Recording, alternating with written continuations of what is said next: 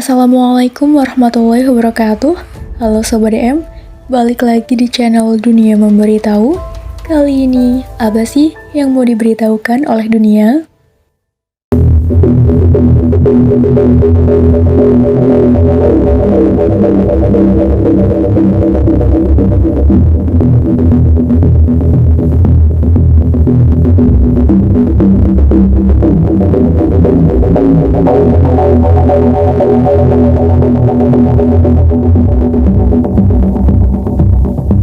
Mustafa Kemal Atatürk, 19 Mei 1881 sampai 10 November 1938.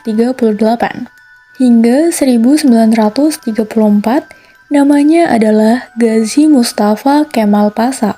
Kemudian mendapat nama Atatürk yang berarti Bapak Negara Turki. Adalah seorang perwira militer dan negarawan Turki yang memimpin revolusi negara itu. Ia juga merupakan pendiri dan presiden pertama Republik Turki. Ideologinya yang sekularis dan nasionalis berikut, kebijakan serta teorinya dikenal sebagai Kemalisme. Latar belakang kehidupan Mustafa Kemal Atatürk. Saat berusia 12 tahun, Mustafa masuk sekolah militer di tempat kelahirannya. Tapi sekolah ini adalah sekolah yang berada di pusat nasionalisme Yunani yang saat itu benar-benar anti-Turki. Namun, setelah lulus, dia lanjut meneruskan pendidikan militernya ke Akademi Militer dan mendapatkan pangkat letnan. Setelah itu, Mustafa ditempatkan di Damaskus. Dikarenakan dari kecil dia sudah diajarkan pendidikan yang menganut anti-Turki, akhirnya terbawa sampai dewasa. Bahkan setelah ada di Damaskus, ia langsung membuat sebuah kelompok rahasia kecil yang anggotanya terdiri dari perwira yang sejalan dengan visi misinya. Kelompok tersebut dinamai Vatan ve Hurriyet yang berarti tanah air dan kemerdekaan. Masa kekuasaan Mustafa Kemal Atatürk. Sosok Mustafa Kemal Atatürk ini sangat-sangat kontroversial. Ketika Mustafa memerintah Turki, dia merubah sistem pemerintahan yang sebelumnya menganut syariat Islam menjadi sekularis. Mustafa mengganti tata bahasa yang sebelumnya huruf Arab menjadi huruf Latin. Mustafa Kemal juga menghapus segala bentuk hukum syariah.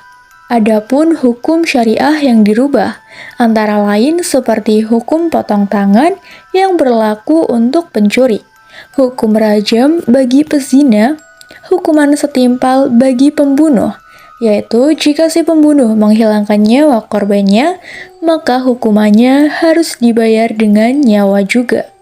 Dan semua hukuman itu diganti dengan hukuman penjara sesuai dengan berat atau tidaknya kasus pada pelaku. Mustafa lalu merubah hukum syariat yang lain, yaitu mengenai waris. Mustafa merubah hal tersebut menjadi kesetaraan, baik laki-laki dan perempuan mendapatkan hak waris yang sama rata. Lalu, Mustafa juga mengubah Masjid Hagia Sophia menjadi museum, dan kalimat-kalimat azan pun diganti menjadi bahasa Turki. Mustafa juga membolehkan minum minuman keras di tempat umum. Lalu dia juga mengganti seluruh majelis-majelis ilmu dengan tempat-tempat prostitusi dan diskotik. Akhir hayat Mustafa Kemal Atatürk. Pada tahun 1938, Mustafa Kemal mulai menderita penyakit kulit, kemudian malaria, liver, dan penyakit kelamin. Menurut Dr. Abdullah Azam, sebuah cairan berkumpul di perutnya secara kronis. Ingatan Mustafa melemah, darah mulai mengalir dari hidungnya tanpa henti. Untuk mengeluarkan cairan dalam tubuh Mustafa, dokter pun harus menusukkan jarum ke dalam perutnya. Tapi alhasil, perutnya jadi membusung, dan kemudian kakinya jadi bengkak, wajahnya juga pucat. Dr. Sayyid Hussein Al-Afani dalam kitabnya mengisahkan bahwa sebenarnya Mustafa Kemal sudah mulai menderita kanker hati pada tahun 1936. Tapi anehnya, para dokter yang mendiagnosa baru mengetahui Mustafa Kemal terkena kanker hati 2 tahun setelahnya. Pada pagi hari 10 November 1938, Mustafa Kemal dinyatakan meninggal oleh tim dokter.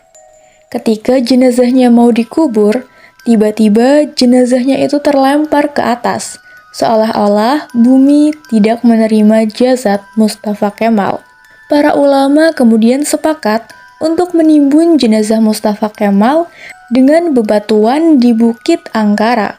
Setelah 15 tahun kemudian, kuburannya dipindahkan. Tapi, lagi-lagi bumi menolak jenazah Mustafa Kemal. Sampai akhirnya, jenazah itu ditimbun dengan bebatuan marmer yang beratnya sampai 42 ton dan diletakkan di Museum Etnografi di Ankara, Turki. Itulah tadi kisah singkat dari Mustafa Kemal Atatürk. Bagaimana pendapat kalian? Tetaplah menjadi insan Tuhan yang baik ya Sobat DM. Sekian, jangan lupa subscribe dan nyalakan loncengnya supaya kalian gak ketinggalan informasi menarik lainnya dari dunia memberitahu. See you on the next video. Wassalamualaikum warahmatullahi wabarakatuh.